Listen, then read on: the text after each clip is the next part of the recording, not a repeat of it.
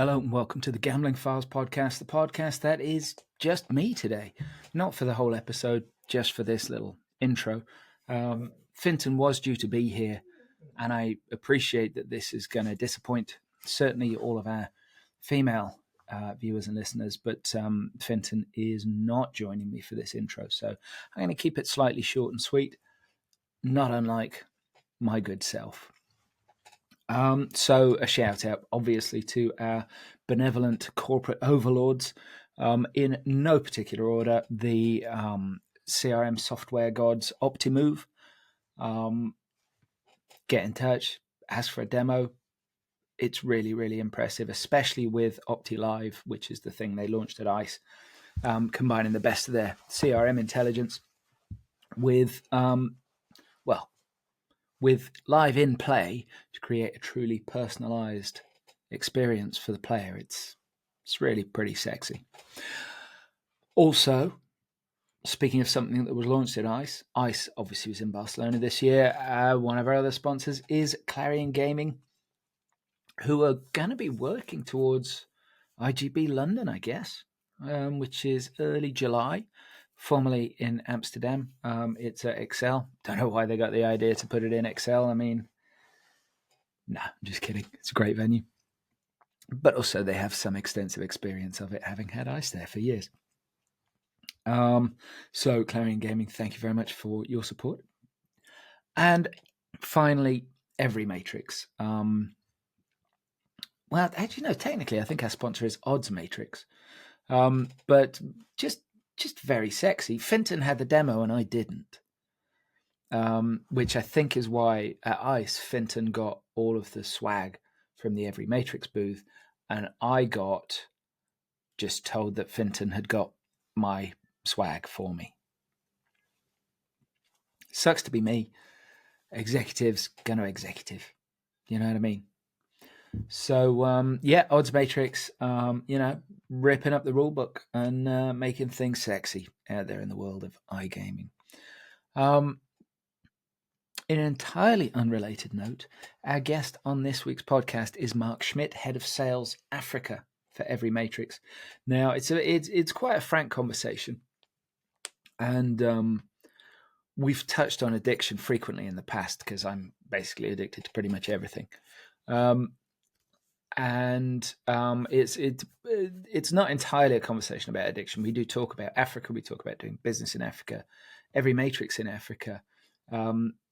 Also Mark's personal professional journey, which is really interesting, starting out at Hollywood Bets, which is obviously a huge name in the continent. But also we talk about his struggles with drugs and alcohol, and how it's actually, there are quite a few of us with those issues, and how we can support them. And it's a really interesting conversation. A very good guy, and he's very open with us. So, big fan. Who knows? Maybe he'll be back. Maybe he'll become an Africa expert. I don't know. Anyway, Finton's here for the next bit, so calm down and meet Mark Schmidt. We're joined by this week's guest, the appropriately named Mark Schmidt, who is the Head of Sales Africa for EveryMatrix. I say appropriately named because fundamentally names are things that we can just shout so that the right person turns around, basically. And so if I were looking at a crowd of people and I wanted Mark to turn around, I'd go, Mark Schmidt, and he'd be like, that's me. Mark, welcome. John, thank you. Vincent, thank you. I'm not going to say thanks for being here now. I've listened to enough of your podcasts. I might say thank you at the end, but for now, it's good to be here. Yeah. Shit, he has us figured out, John. It's one of those guys. Should we just call it now? Yeah.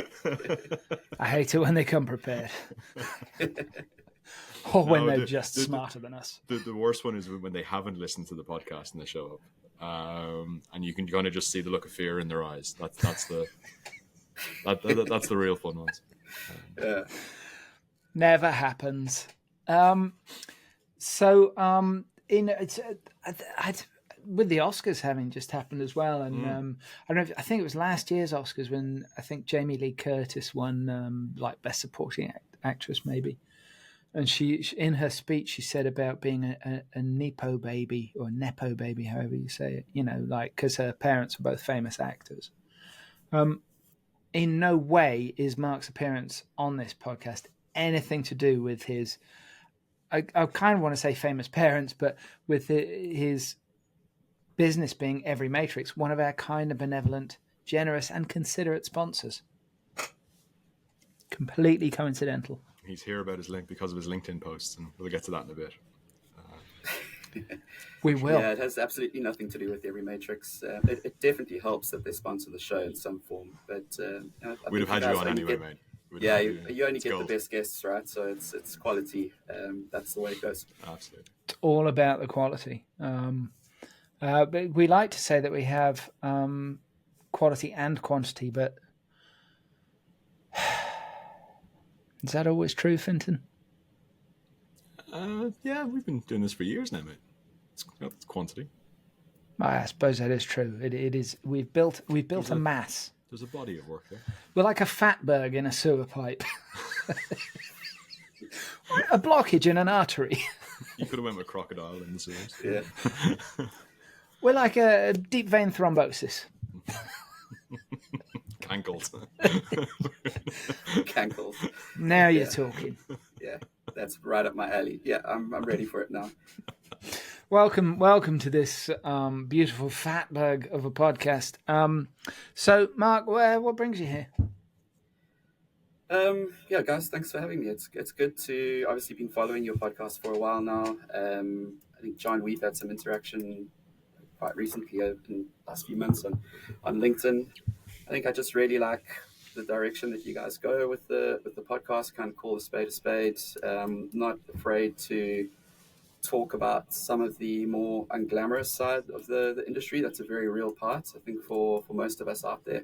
And as the industry is kind of evolving more and more, I think there's definitely a need to address some of the world that happens outside of the glitz and glam. You know, you mentioned the Oscars and all of that. There's a part of that that's attracted to our gaming, but there's also the very kind of real human element that comes with it too. And you know, my opinion, I think sometimes come across a bit strong, but I feel strongly about most of it is that there's a lot of kind of covering up and over-promising is one thing that's like, you know, rife across the industry.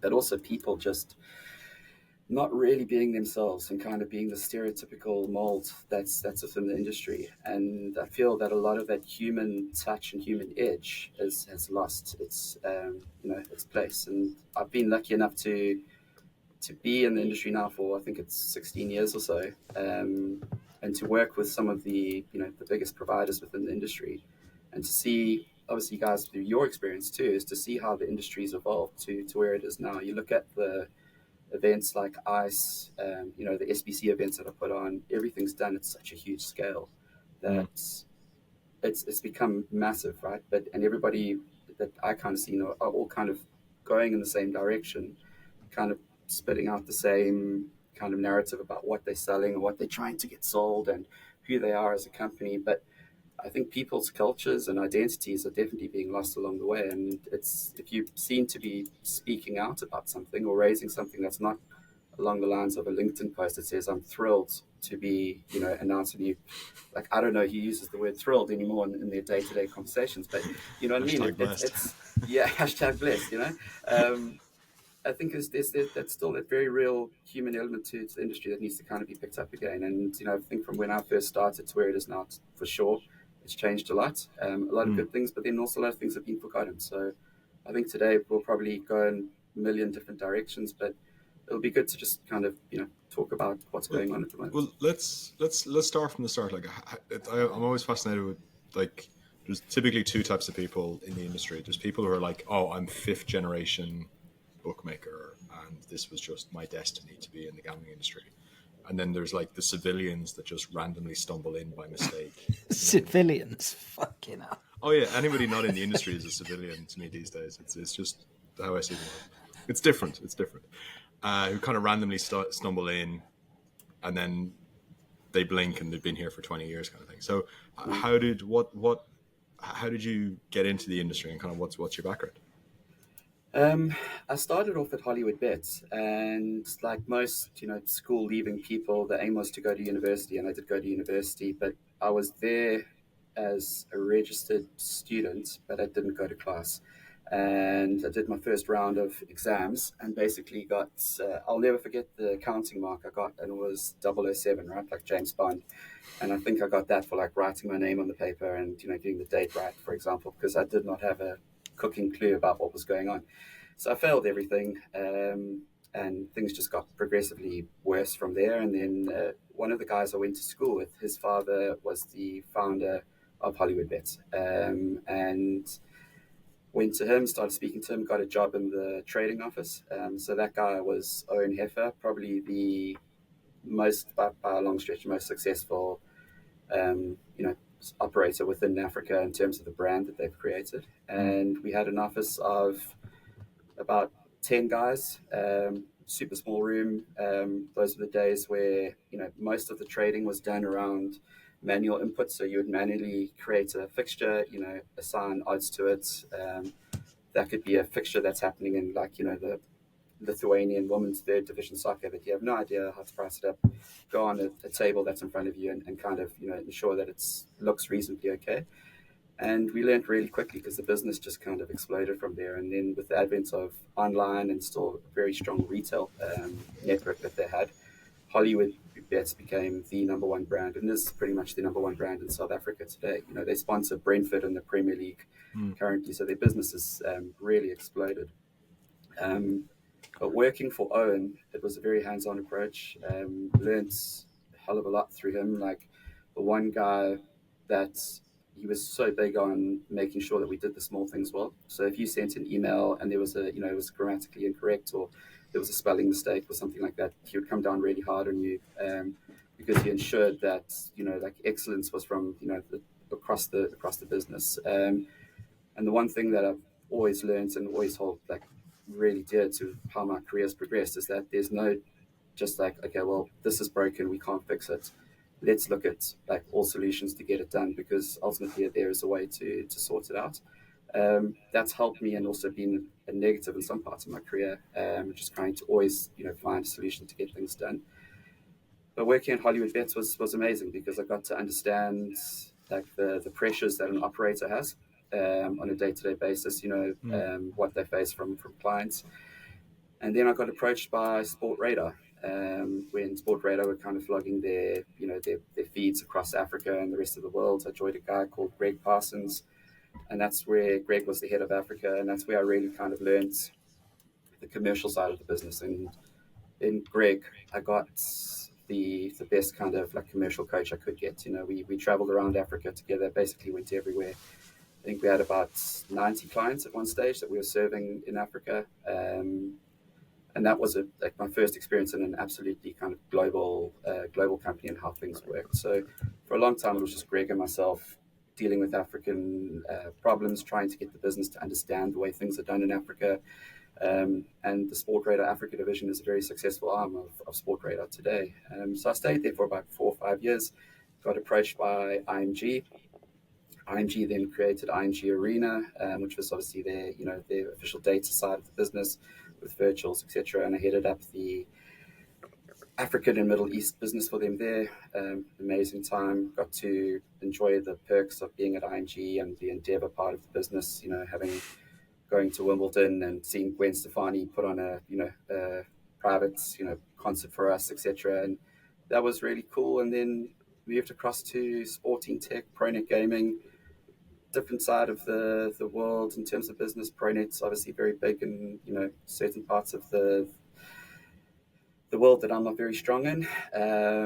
Learned some interesting parts of that business, and then looked after the African stuff at Sporting Tech. And I was approached by EveryMatrix when the acquisition of FSB was going on to head up their African sales and commercial. And this is where I am now. I'm actually in the Bucharest office and head office at the moment. Fantastic. So really kind of it's Africa specialism, bit of Middle East, and then a bunch of different companies within that. And And it's always, so it sounds like it's obviously with Hollywood Bets at the beginning, it's a B2C role, but everything else then is B2B. Yeah. Go on. I made a couple of notes while you were talking, a couple of things I just wanted to bring up about what you were just talking about. Now, Fenton, I know that you're one of those people, like you read something and you can't necessarily figure out how it's said in your head. The word hirsute being a great example of that. It's words I've only read. I've never heard said out loud. Yes. Well, it was interesting hearing Sport Radar said out loud, because I thought it was a fungus trading platform. I thought it was Spore Radar. And that was one of those funny in your head. There's so many. I've got so many of those. Yeah. I've got so many of those. No, but actually, what you're saying about excellence across the business, right? Because I gave a boss of mine a right bollocking once because he just kept spelling people's names wrong in emails. He just was not paying the most basic attention. And it's like the Van Halen Blue M&Ms thing. You know what I mean? If you're not getting my fucking name right, you think I'm going to trust you with my business. It's like, and I am like that. Like, you know, I've got an unusual surname. If you can't get my name right, we're probably not going to be talking that much. This is where John tries to convince the world that he's really particular with the details. He's doing a good job. Yeah. But Fenton, those small details, when they're being pitched to me, that's very different. You've got to be good on the details. Because I'm more of an ideas man. But it is. Sorry, go on, Mark. Oh, no, sorry, Vincent. But you look at like the small details, right? And one of the things that pops up, and it's like an absolute pain in the ass for anyone, and when you get a LinkedIn inbox from a payments company, and it goes, "Dear XXXXX," right? You know, we've here buy this payment. And I'm like, what is the point of even sending this out? Or then they my name, and they'll spell it with a C.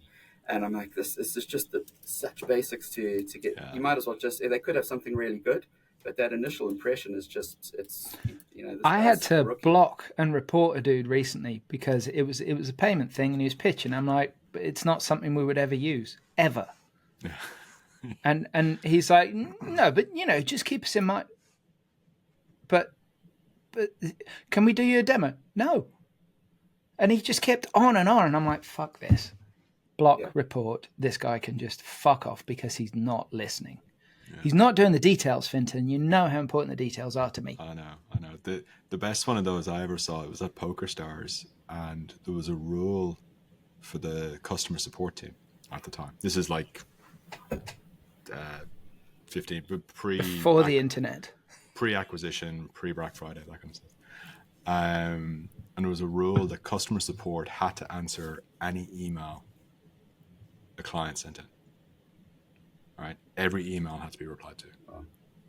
And then it became like there was a famous thread on 2+2 where 2+2, the online poker community or discussion forum, and it was when it was in its heyday. And there was a dedicated thread of like stuff we've asked PokerStars support. All right. There was one where they wanted the response in the form of they wanted the reply email in the form of a haiku, which was gold. There was somebody sending a photograph of what was in their fridge and looking for ideas for dinner. There was people like university students asking for help with their homework. There was basically early Chat GPT, isn't it? It took on a life of its own. And the great thing about PokerStars was like there were such great, particularly on support, there was such great people working the inboxes and taking care of stuff. Like they just had so much fun with it too. So like you got the haiku, you got 2 recipe options, you got 500 words for your essay. Like you were getting actual stuff. It was really, but it is, I think it goes back to your point though of, realistically, this is an industry that's all about the details. And it's all about, if those little things aren't being taken care of, like, how can I trust you with my money? how can I trust you, my wings? How can I trust, it's such a trust-based thing, and the details and getting the basics right. It's really about taking that 80% and doing it exceptionally well. That's the bit most people forget because it's boring and they want to focus on the 20% shiny stuff of, hey, we've got this new cool feature. I do like the shiny stuff. You know what I mean? Like where it's more about like, well, how fast are we answering customer support? How quickly are we getting people their payouts? How, you know what I mean? Like how quick, like how well are we resolving issues? That's actually the fundamentals of the business. Yeah, sure. And it's it's from an operator side. You mentioned support and all of that, and I can talk from a South African perspective and an African perspective. The support it's next level. They understand that they have to reply, phone calls and services certain parts of of their clientele, but most of the stuff's done over WhatsApp, and the WhatsApp responses are instantaneous. They can do it in the multiple languages that are available. They can understand if somebody, basically doesn't have a good understanding of, can't spell correctly or whatever. They can work out the problem as quickly as possible. And that's obviously crucial to, to getting a really good, strong foothold in the market here. But, also from a sales/commercial point of view, there's so many companies now that are pretty much flogging the same gear out to the market. And if you're sending out a commercial proposal is actually something I was talking about earlier today. If you're sending out a commercial proposal to an operator who says looking for, a new streaming provider, feeds, whatever it may be, and you send them the standard, presentation template deck that you have for everybody, he's going to get 10 of those from your competition. And there's nothing to stand out. But if you take the time and actually look into it and understand what's going on, what they need, how can you personalize it to their needs, your chances of just being, that 10%, 15% better just kind of compound over time. And it's just kind of think what sets, good operators and good companies from, pushing their product along the way to being, from being average to, successful. So I think it's really important. Just don't make any spelling mistakes. I can't make any spelling mistakes now. So that's definitely done. Yeah. I've the ones that have been beaten into me are things like, always make, like I've seen situations where like the client's logo is wrong, or it's the old logo, or the name's not like, some companies like combine two words into a name and the capitalization is off. Like, Font. You've immediately lost them on slide one with the old logo or the misspelled name, and they've just switched off. And then page numbers on slides. Yeah. There has to be a page number, because if somebody's following along with the paper version, they have to know what page you're on. It's a weird one. Do you guys, when you spell days of the week, do you still say like Wednesday? Because I still did from like grade 2. I still, no matter how old I am, sorry, random thoughts that just came up to me. You wouldn't believe the stupid things like that I have for spelling, because I can't spell. Yeah. It's true. He's not a details guy. My where and where get, and I'm typing fast. But you must remember the old classic, punctuation, the difference between knowing your shit and knowing your shit. Yeah, very important.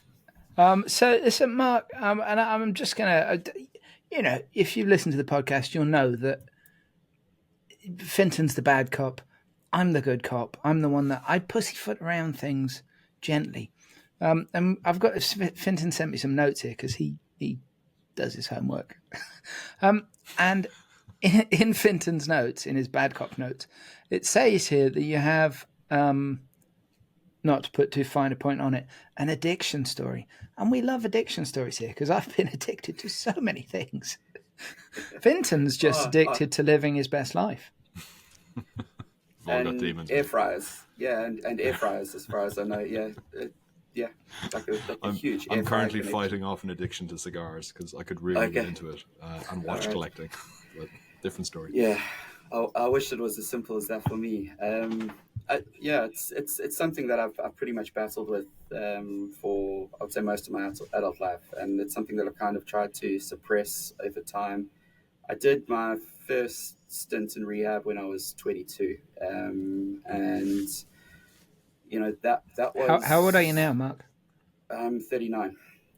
Yeah, so it's it's a point of like living the good times, just kind of caught up to me, and going out, having zero responsibilities, drinking, And I got to a point that it was just completely unmanageable, right? And it wasn't just drink; it was, it was cocaine, it was everything else that came with it. And to give context, I weigh, I think, 90 kgs now. When I went into rehab the first time, I was 57 kgs. So I looked like a rake, So it was basically partying, having fun, everything else that came with it, making absolutely ridiculous decisions. And it got to a point, my brother, he has Down syndrome, and the two of us are like best mates. He's younger than me.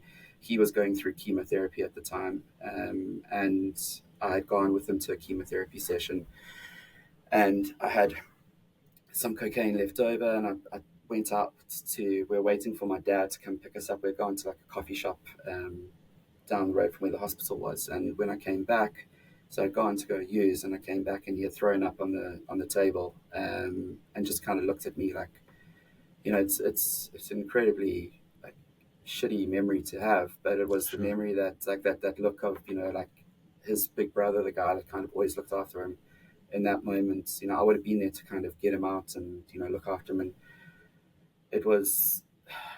The details are a bit blurry. I don't know if it was later that evening or the next day, but I went to my parents, and I, thank God for them, that I just said to them, like, look, this is where I'm at. This is what's going on. I'm in a really bad place, and I was incredibly scared. There's no doubt about it. Approaching my parents, two people I have a huge amount of respect for, and they took it, as well as you could have, and they gave all the help that they could. And I went down later that day to.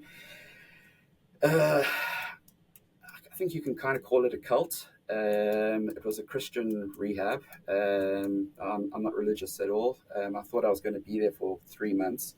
I was there for 9, and there were people from all over the world. And it absolutely saved my life. There's no doubt about it. And I got expelled the day before I was supposed to be blessed out of the program. So I got caught with the girl that was a resident there, basically caught red-handed, to let your imagination, kind of uncover what was going on.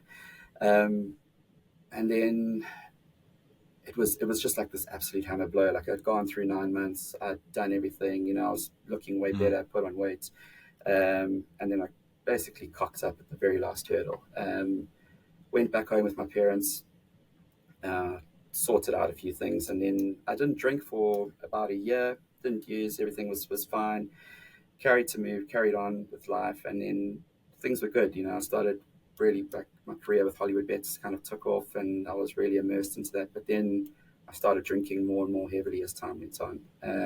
And I wouldn't say that I was like an everyday drinker, but I could never, and I still don't really understand the idea of going to meet somebody for 2 drinks. I could never do that. If I was going for drinks, I was there till 3-4 in the morning. I was going to drink as much as I could, and that became more and more of a common theme. And I would go through periods where I would think that I had it under control, but I really didn't. And I was incredibly good at hiding it from those around me. Still to this day, I'm sober, coming up a year now from the latest episode that I had.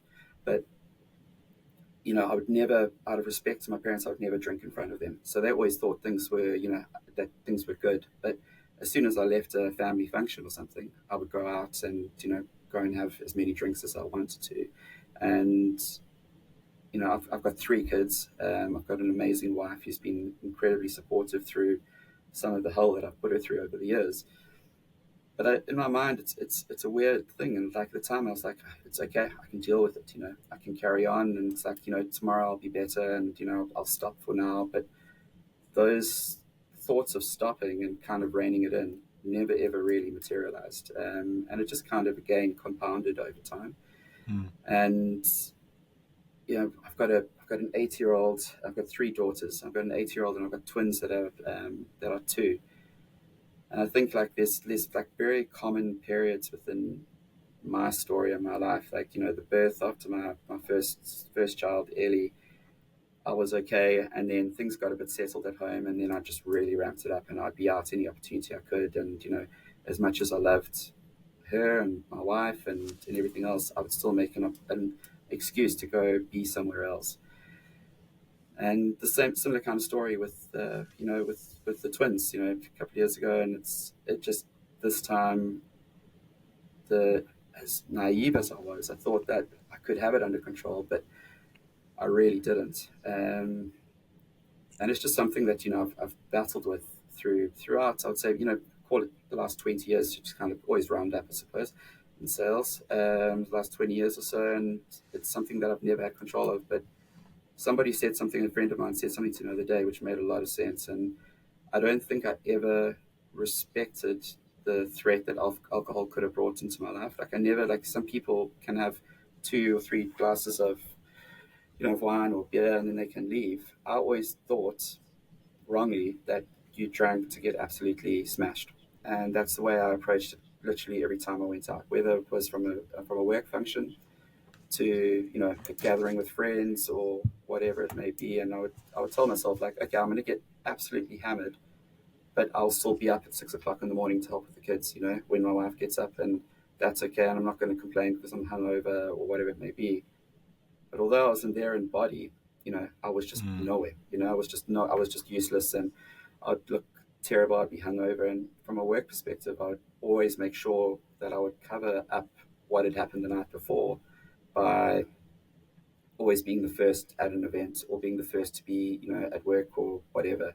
So there was never any kind of questions about my work ethic or anything else like that. That's covered. That would come into question. So yeah, there's so many things I can really touch on, but the more like people are like that have got to know me over the years in the industry, and I suppose especially over the last year when they know this, I went to rehab. It was about 9 months ago, so that was more for mental health, like problems that I kind of battled with. I have battled with for, again, I would say not from adult life, but through into high school. And I just reached breaking point with that, and I knew that I needed to do something about it. But it's the more people that have known in the last period that I went to rehab now and speaking to me about it, that the one thing that's blatantly clear is that there are a hell of a lot of people within the industry that are going through similar issues.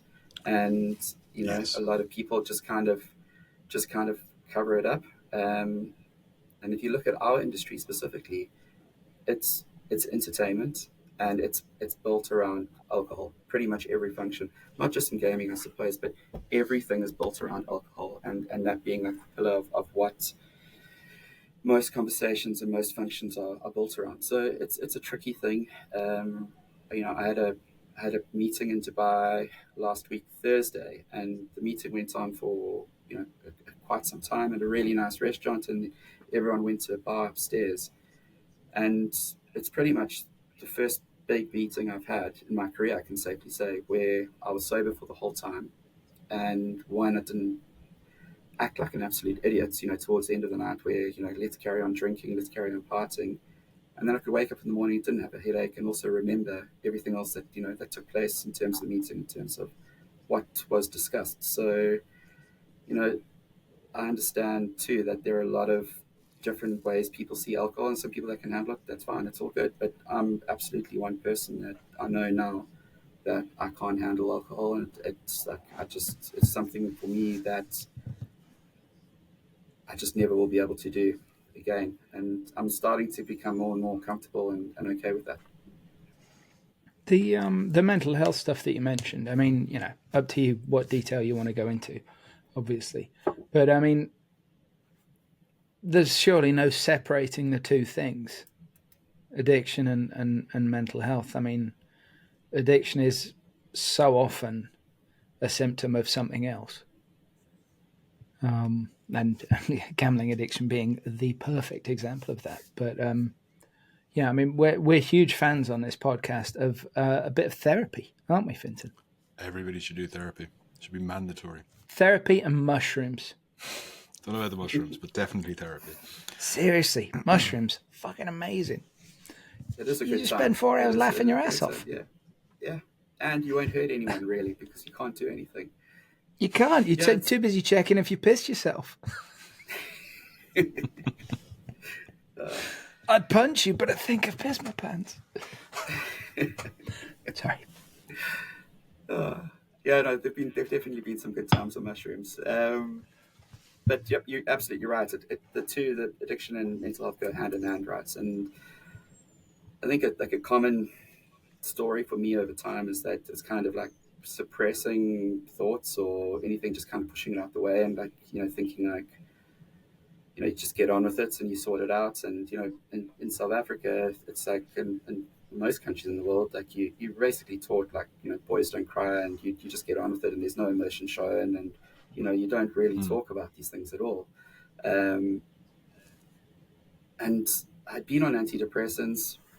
I went off them for a while. I thought I was okay. So that relationship with antidepressants was kind of, okay. Then I didn't really like the way it was making me feel. And then I started thinking like, I can make myself feel better by just doing normal things and staying out of harm's way. The fact is now is that I do need them at this stage to now making having a benefit in terms of my life. But if you just think about the pressures within gaming across both B2B and B2C, it's huge. Like dealing with the daily pressures, like it's an always on approach, no matter where you are. And you have guys like Leo Judkins, who does like amazing work with people to like get them to understand the difference. Like, okay, sure, work is a huge part of our life, but it doesn't have to be your life. And there's so many important things too to kind of break up and make the most of actually what's going on, and get the most out of your working day to ensure that's done properly. So, for me, like the always on approach was a good way to hide what was going on, and like kind of hide myself in my work, and saying I'm going to an event and know that I'll be going to an event because I could drink. I wouldn't have my wife there with me.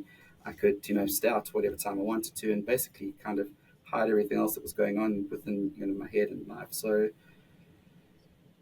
it's a tricky one to discuss, because there's only, I suppose, a few people that really know my full story. But I think the main thing that I've noticed, as I said early on, is that there are more and more people that are battling with like this always on approach, that don't know how to speak out and try and get help, and to know that there's a way of kind of still doing a good job, but still having a good life too.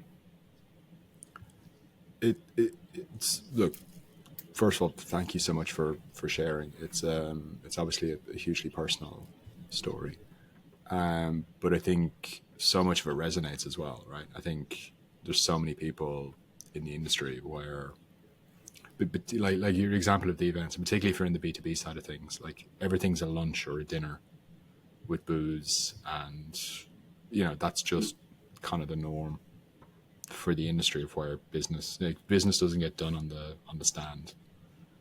It's the dinner that night, or the lunch, or the even the breakfast. Like I've had mimosas, type stuff, and I think there is a huge reliance on the industry on alcohol as that business lubricant. Just as like I was talking to somebody a friend of mine from college a while ago, and something about open bar, like a free bar came up in the conversation, and he was like really animated about the concept of a free bar. And I don't think I've paid for alcohol in so long, at anything work related or industry related. It's a business class flight, that's free drinks. You've got lunches and dinners. Half the stands at ICE had a bar. Well, half the bars had a stand. Or half the bars had a stand. Yeah.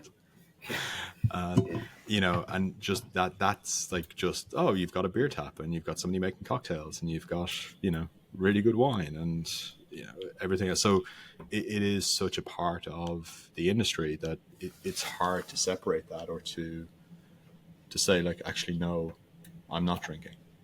Because that's and particularly being Ireland, like growing up in Ireland, like if you're with a group of people and you're not drinking, there is this massive societal pressure to drink, because you're ruining the fun for everybody else. Would be the common refrain.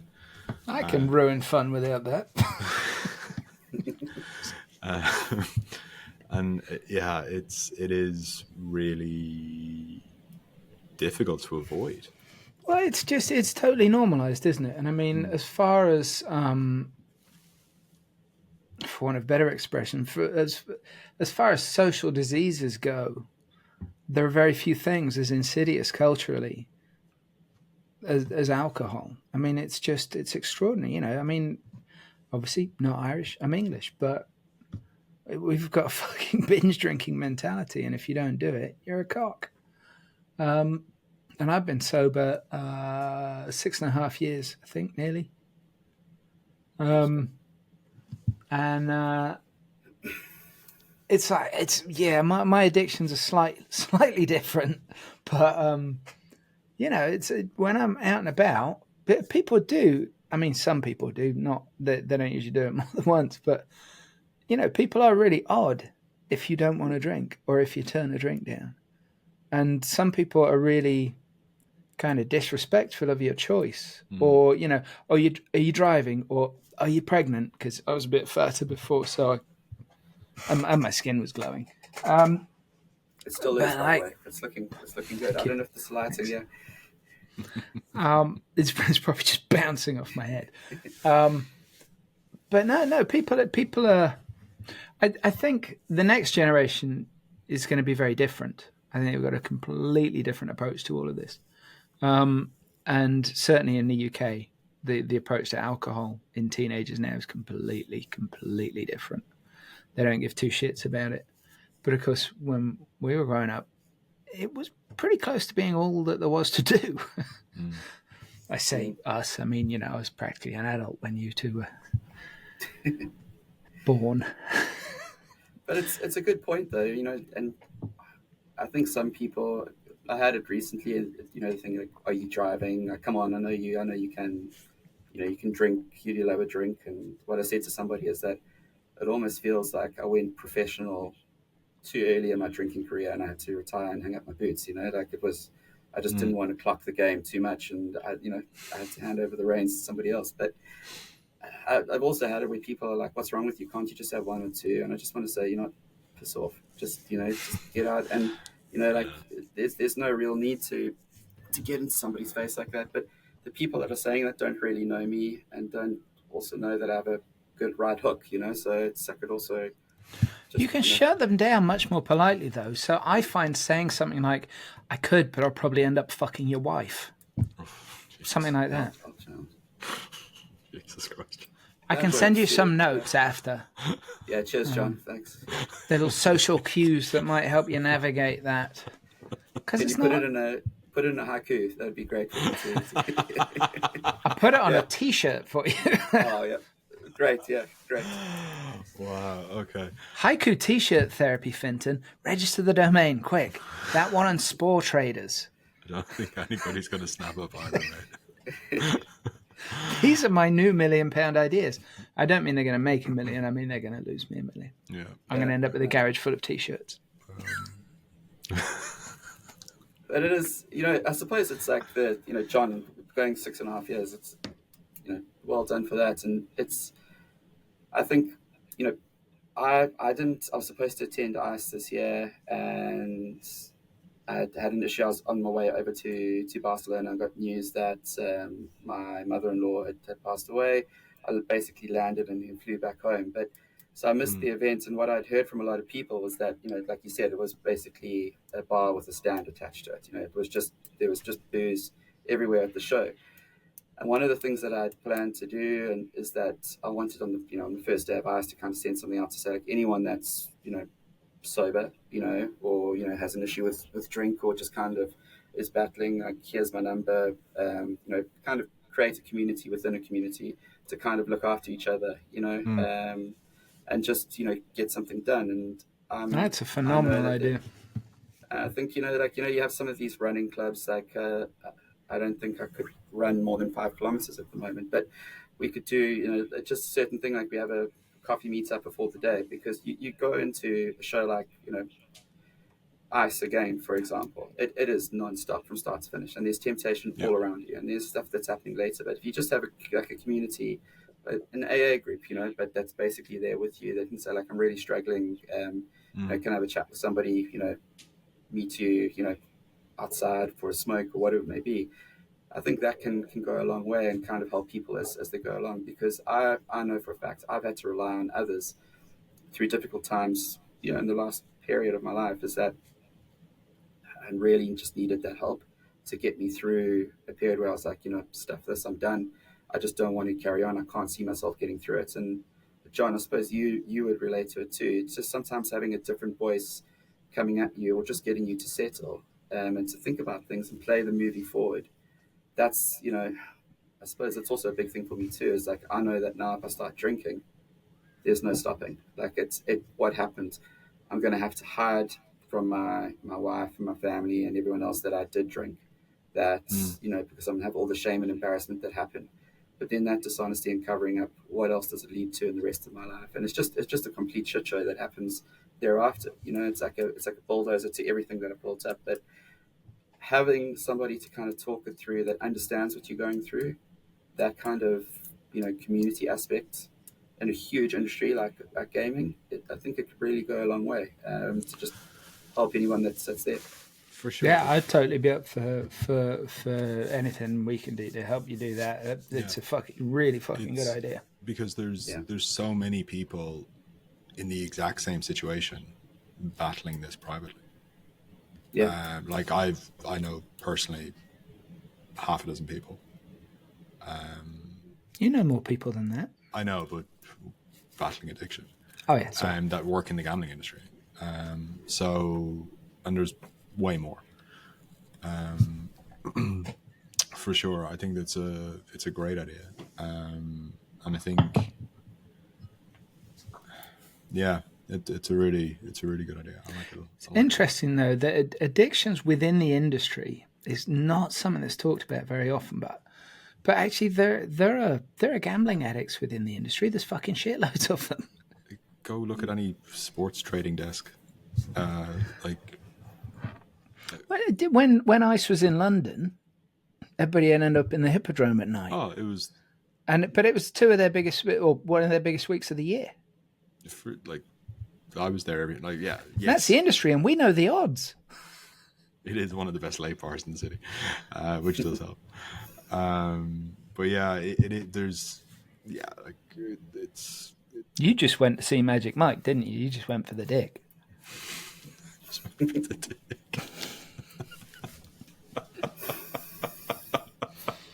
Yes, I did. John, I've appreciated your comments. So thank you. I've been in very high strategy meetings for the last 2 days, so this has been a welcome return.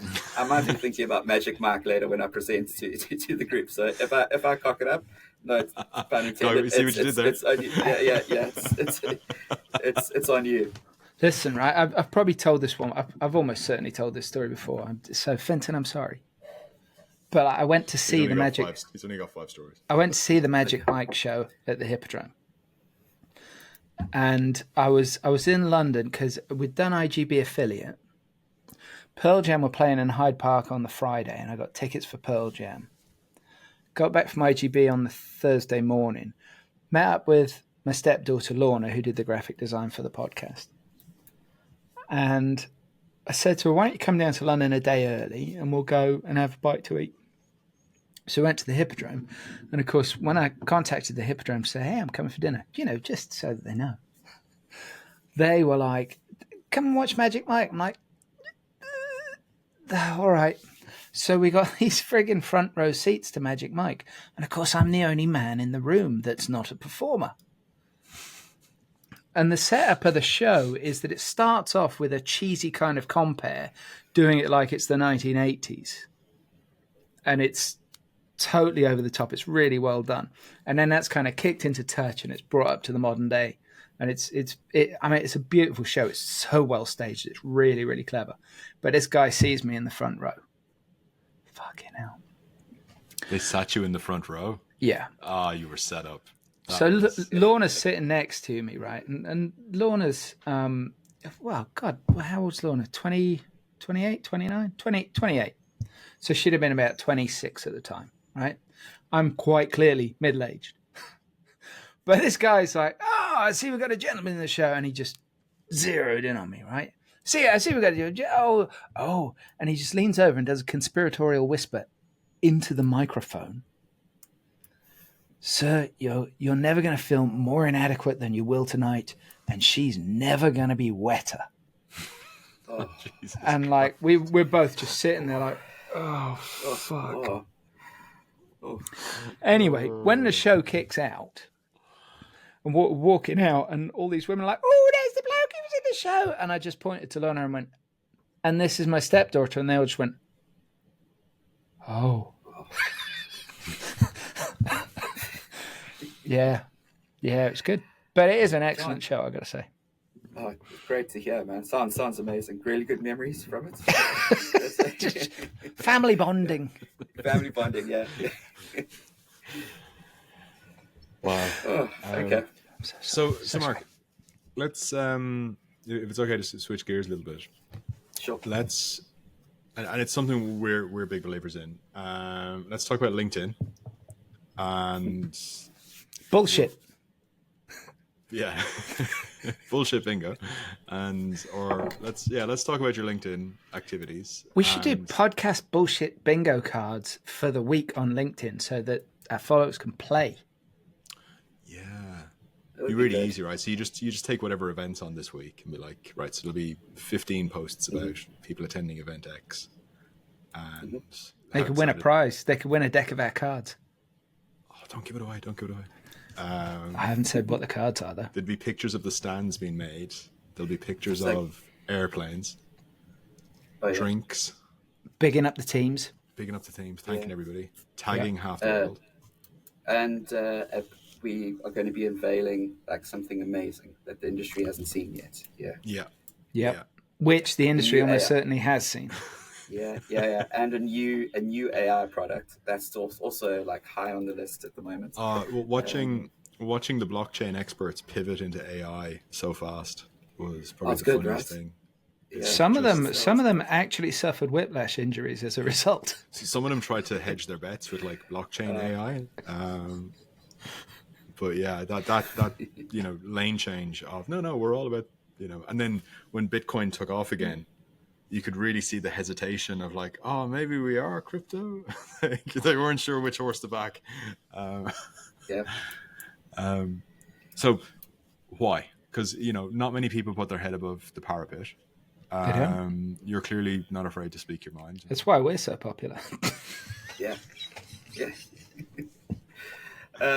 Sorry, I'm still trying to think about John at Magic Mike. That's very good. I think the main thing is that what is the attraction to LinkedIn at the moment? Like what do you get on there? It's the same stale like carbon copy approach from literally 99% of the industry, and it should like if you use it as a sales medium, it can be done in such a good way that if there's more of a personal touch.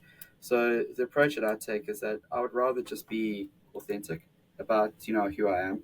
There was a post that I did, I think about a month ago, where I said that 90% of the shows in Africa are rubbish, and because people have been talking about it for a long time, and there've been multiple shows where I've gone to into Lagos or into Accra or even Nairobi, South Africa, where there are 20, 30 people there. You pay a huge amount to be at the show.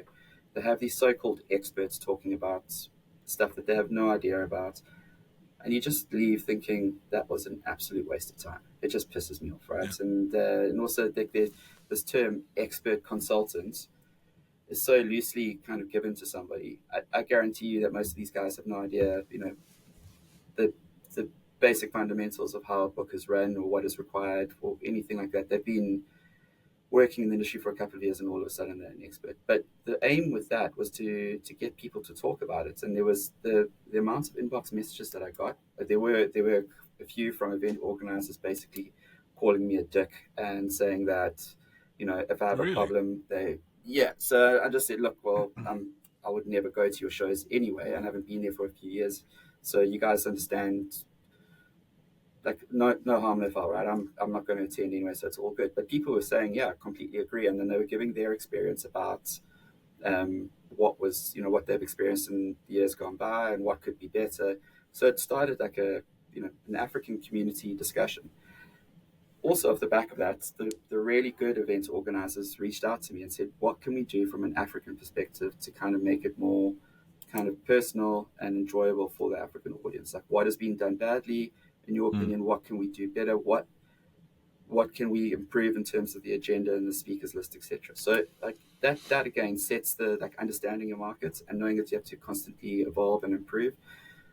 So I have more respect for those those event organizers, but also things like one part is when they name the top 50 people within the industry, and you get some company that comes out and they name, also a bit bitter because I wasn't named on this list. I'll just be completely honest. And there was some, Eastern European company that had just started a page, and they were listing people we didn't know, like maybe 70% of who the people were on that on that top 50 most influential people in gaming list. And then I did a post which really took off about let's have a top 50. We could spread it up into all different kinds of categories. Top 50 recently divorced males. Top 50 companies that get underage kids into gambling. And it just like kind of took the piss with it a bit, but it also kind of spun into like a whole new discussion.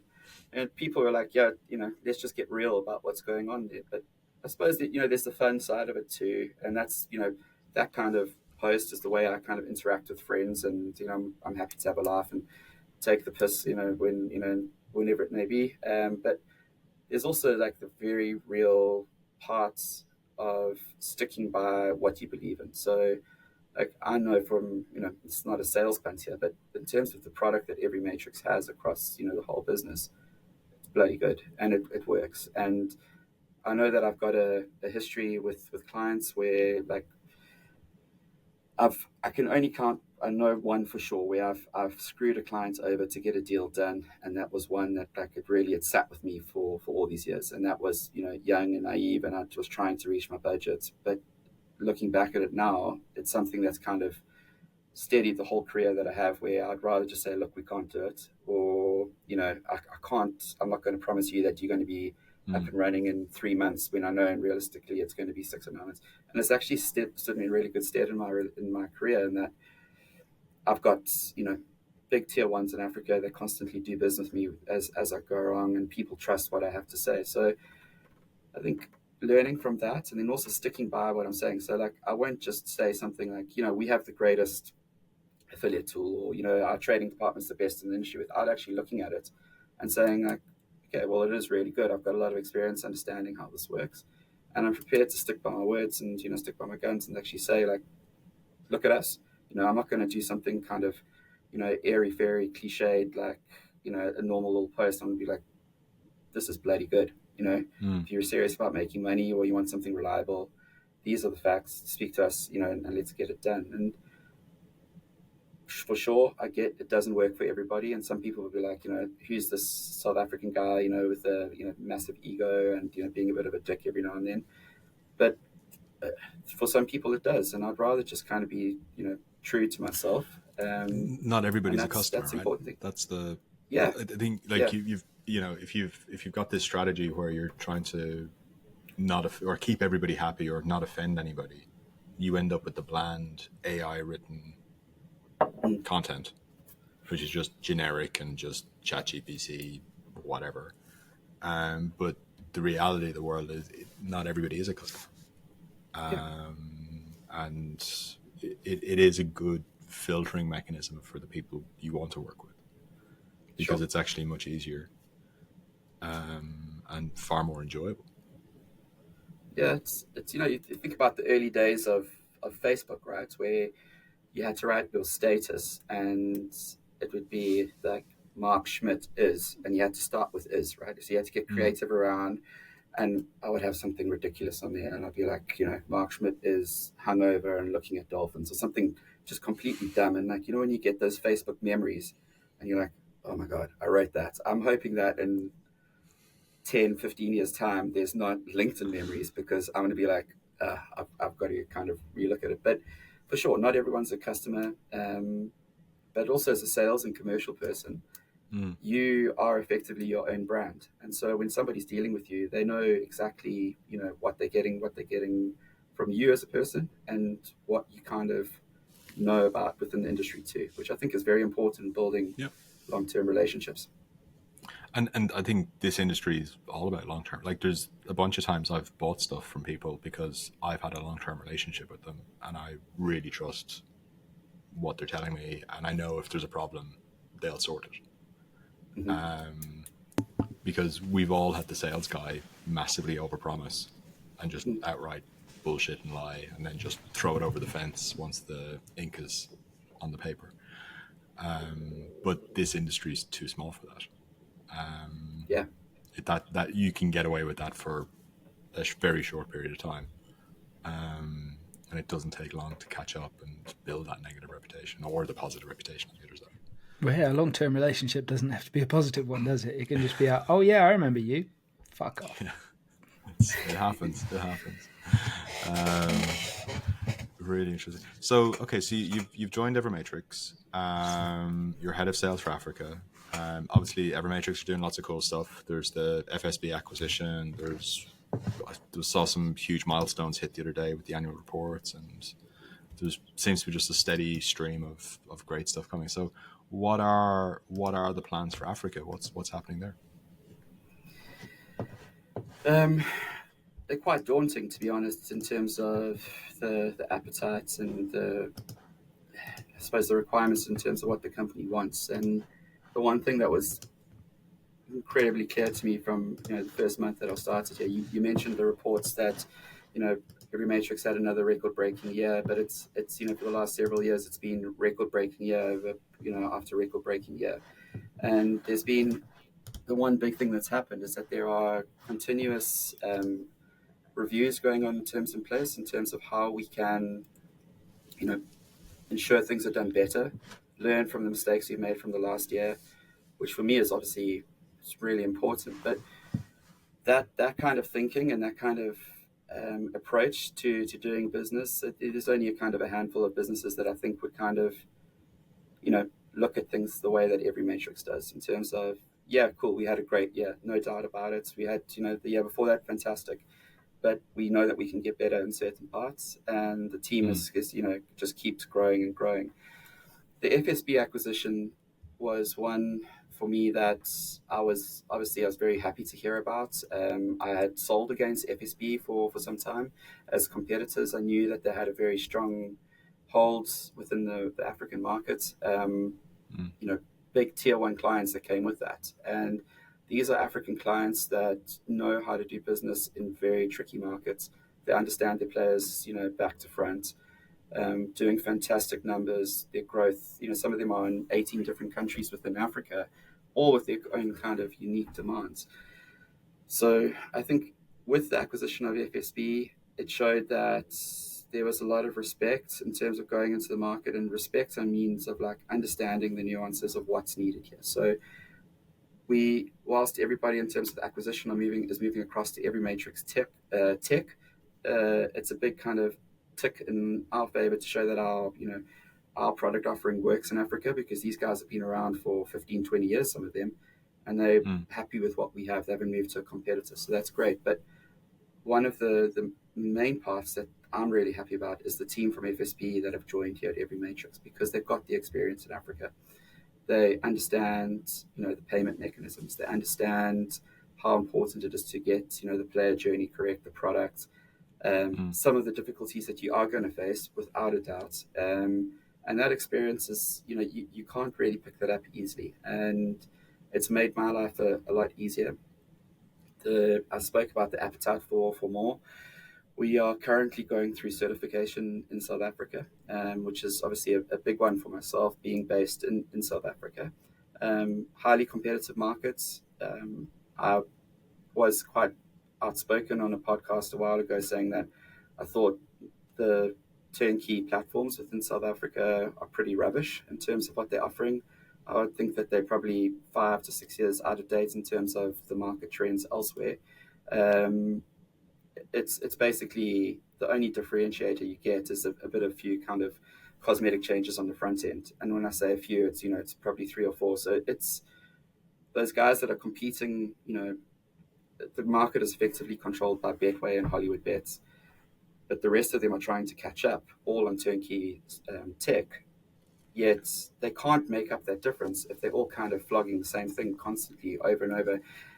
And it's a frustrating experience, to use it. So there's a huge gap for us to go into South Africa. I know, knowing the market as well as I do, and the friends that I have that are CEOs as operators in South Africa, there's almost a desperation now for for something that's going to kind of propel their business forward. And there's this talk about the EveryMatrix effect, and it comes across a bit cliche to some people, but when you actually look at the numbers behind the scenes, when somebody migrates to EveryMatrix, there's this huge uptick in terms of the numbers that they get, because they're getting the cutting edge casino offering, the Odds Matrix live and play feed, for example, 170,000 events a month.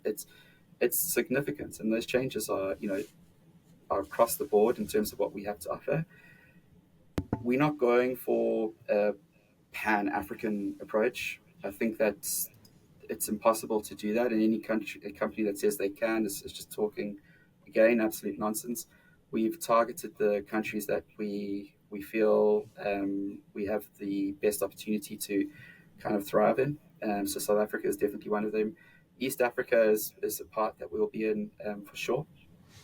But the other pockets, like the French-speaking parts of Africa, the Francophone areas, are very interesting for us. And the good news is that we are receiving inbound sales leads now from big multinationals looking to enter into Africa with us. So it's, this is not something that's happened overnight or with me joining. This is something that Ebe and Stian, who founded the company years ago, and the teams that they built here with 1,300 employees, it's like this pursuit, what I mentioned earlier, this pursuit towards excellence and these constant reviews and ensuring everything's done properly has got us to the point now where people are looking at EveryMatrix as like the go-to provider to kind of move their business forward in the right direction. And you look at our top 10 clients, they've all been with us for years and years. They don't move, because they know with what they're getting. And you mentioned it earlier, Finton, about people, the industry being so small.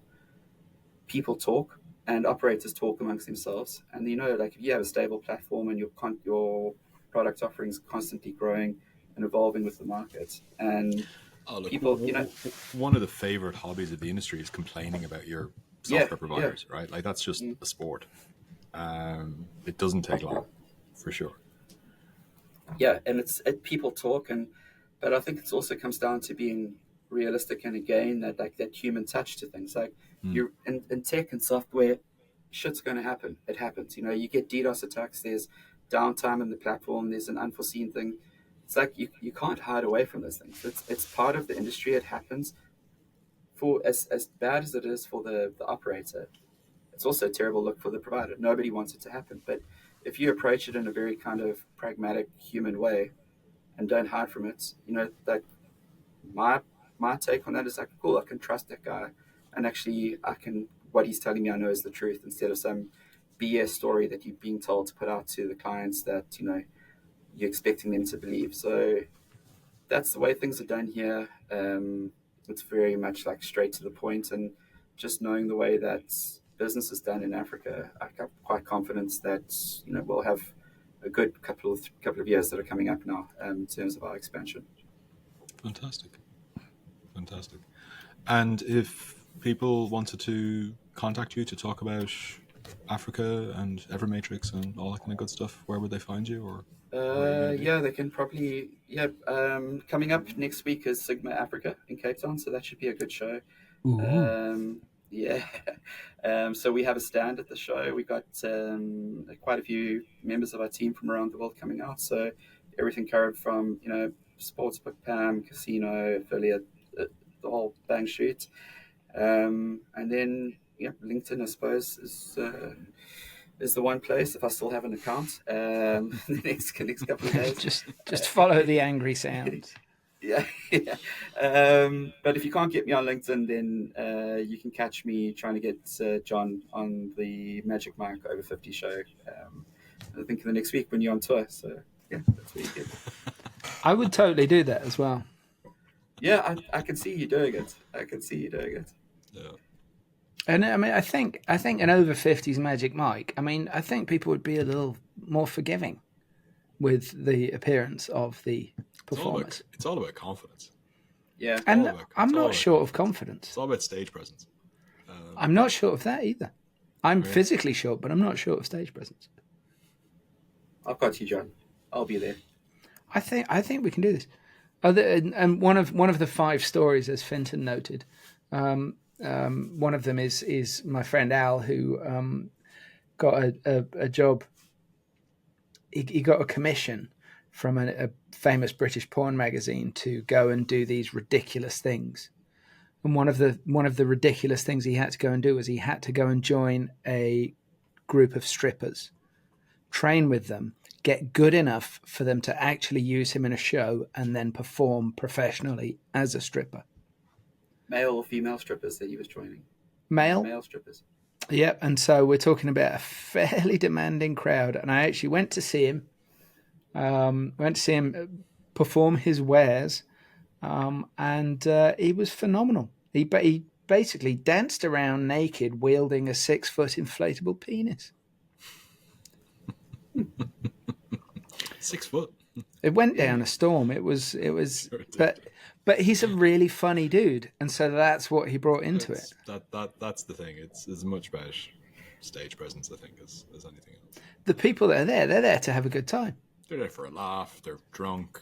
Exactly. It's a different. I mean, this was like the middle of the afternoon in Stringfellows, in London. So I mean, I was surrounded by basically northern women, and they just loved it. That although he did get, I'm not going to tell you what he replied with, but he did get accosted in the bar afterwards by some women. And one of them came up and apparently said, "Hey, you're that stripper with the small cock, aren't you?" You should have told her that the 6-foot inflatable was real. He was like, get your eyes tested, yeah. I'm not going to tell you what he replied with, because this was about 1995 and the world was very different. Oh dear. Yeah, good times. I'm not condoning anything that anybody said in that exchange. I think everybody was wrong that day. Me too. But well, good luck at Sigma Africa. There's definitely room for a good quality show there, and I hope that's it. I hope somebody does one, I hope that there's a stampede to the EveryMatrix booth. Yeah, brilliant. Thanks, guys. It should be good. I'm fully booked at the moment, so not a bad place to be. But the rest of the team will be busy, and we'll have a South African favorite Biltong at the stand. Sweet. There we go. EveryMatrix branded Biltong. So trying to explain it to our... What animal is your biltong from? Oh, just the finest. I think it's like a Kobe A5 steak. What? That's just... No, I'm talking absolute nonsense. It's probably just some random, It's a bit of street dog. We're there. yeah. But it'll be good, and it'll be a good show, and it's nice to to get the team out to Cape Town. You can't ask for a better city to be in, especially this time of year. Yeah, it's amazing. So it'll be good. I'm looking forward to a lot of pressure on me, but it's all good, baby. I was in Cape Town years ago, and for a thing. I can't remember what the thing was, but I was there. And I remember I'd taken a book and going out to go and have a bite to eat and a bit of a wander around. I mean, Cape Town's pretty friggin' nice. And I go down to the sort of marina area and there's restaurants and shit like that. And I'm sitting down, I'm eating this plate of the most beautiful bresaola. I mean, it was absolutely phenomenal. Some of the best I've ever had. What's bresaola? Sorry, mate. It's a cured meat. It's very often beef, but it wasn't beef. It was like fucking springbok or something. It was absolutely divine. It was some kind of gazelle. It was beautiful. It cut very thin, and it was really, really divine. And the waitress comes over and she says, "Excuse me, sir, would you like to sit here?" And she gestures to the seat opposite me. I'm like, "Why?" And she just sort of gestured behind me, and a Table Mountain was behind me. I had just forgotten it was there, and I was just basically facing a wall. So luckily she recognised I was a knob, and sorted me right out. So yeah, great, good times. It is beautiful. It's there's so many. The one thing is that the show is being held in a casino. I get you got to use the facilities that you have, but just thinking there's so many beautiful parts of Cape Town. We've got to drive out of the city to a casino complex. Kind of takes away from the whole experience, right? As anyone in the industry, you're at events. How much time are you spending in a year away from family? At an event, it actually makes sense. For me, it's more enticing if I can go there and actually experience something cool. And it's like if there's a part to actually add family on to, like if they come later to stay over for a few nights or whatever it may be. But when you're hosting an event in a casino, it's just like, because it's usually like airport, conference venue, steak restaurant, hotel, and you do that loop. One of the things I've done is, one of the tricks I've done is every city has, if you look online, you can find running tours. So when I go to a new city, I'll book somebody to meet me at the hotel, and we'll go for a run together. And they'll give me like the city tour on foot. So you do like 10K, 15K, or whatever it's going to be. You do a night, you just get to see the city in just such a great way. It's early in the morning. It's a reason to get up in the morning, not drink too much the night before, all that kind of stuff. So it's just such I've so enjoyed doing it, and I've seen so many great things doing that, because otherwise it's just, you're on that loop, and like, you just know where the good coffee is at the conference center. That's your takeaway from your time at the city.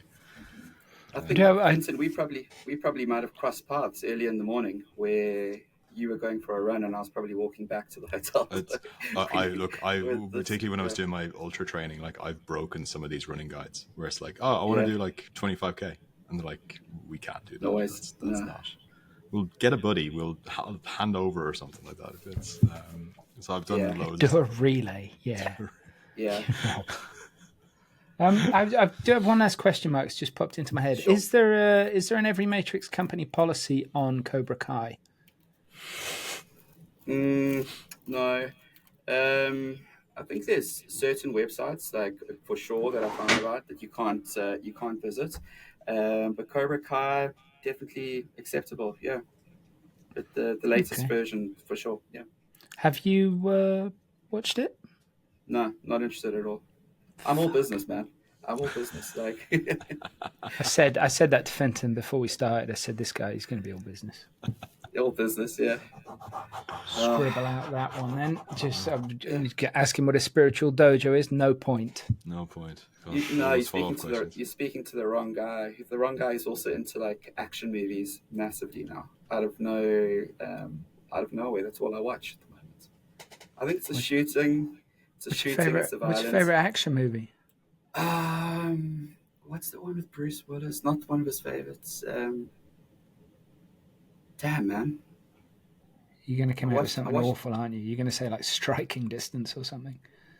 It's True Lies with Bruce Willis. I think that was Arnold Schwarzenegger. Was it Arnold Schwarzenegger? Yeah. Schwarzenegger, Bill Paxton, Jamie Lee Curtis, directed by James Cameron. About 92. Jamie Lee Curtis again. Look at that. Well, she's phenomenal. She's absolutely phenomenal. And British royalty. John, you're an absolute pro at podcasting. Look, Finton, like you have an absolute gem here. You started off with like Jamie Lee Curtis. We're going to end with Jamie Lee Curtis. He's just got that full circle going on. That's it. It's the attention to detail. It's all the prep work he does in advance. It's like a magic trick. He was so well prepared. Is this your card? Oh my God! 7 of spades. Mark, thank you very much. And find Every Matrix and Mark at Sigma Africa next week. Thank you for joining us. If you've enjoyed this episode of the Gambling Files podcast, please find us on LinkedIn. Give us a big, juicy, succulent like. That nearly went wrong. You can find us under the name The Gambling Files Podcast. You can find us on Twitter under The Gambling Files. I think the handle is just at Gambling Files. You can connect to myself, John Bruford, or Finton Costello, also on LinkedIn. We're also both on Twitter. And you can find all of our previous episodes at www.thegamblingfiles.com. If you enjoyed it, please share, tell your friends, tell your family, tell your colleagues, and we'll see you next time.